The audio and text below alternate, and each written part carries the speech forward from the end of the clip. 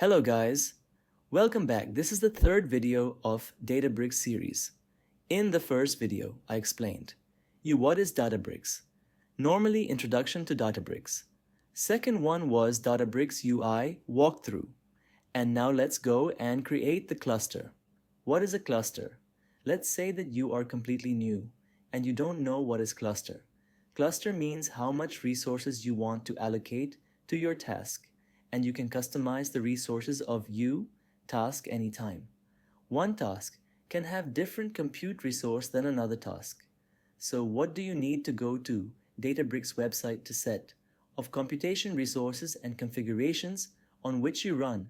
Data engineering, data science, data analytics, workloads such as ETL pipelines, streaming analytics, ad hoc analytics, and machine learnings. Now I hope it is clear for you what is cluster.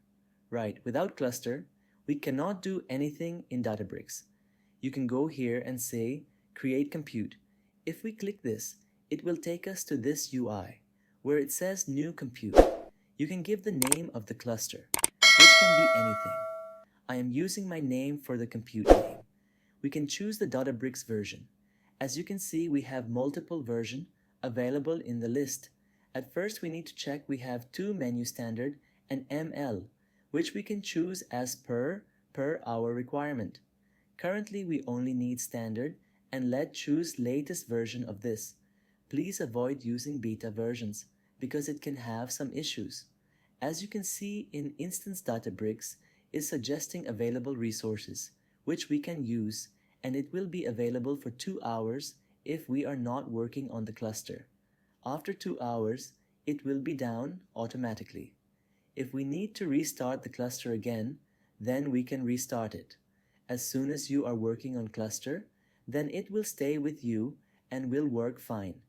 If you want to change the Spark configuration, you can change in the below section and its environment variables.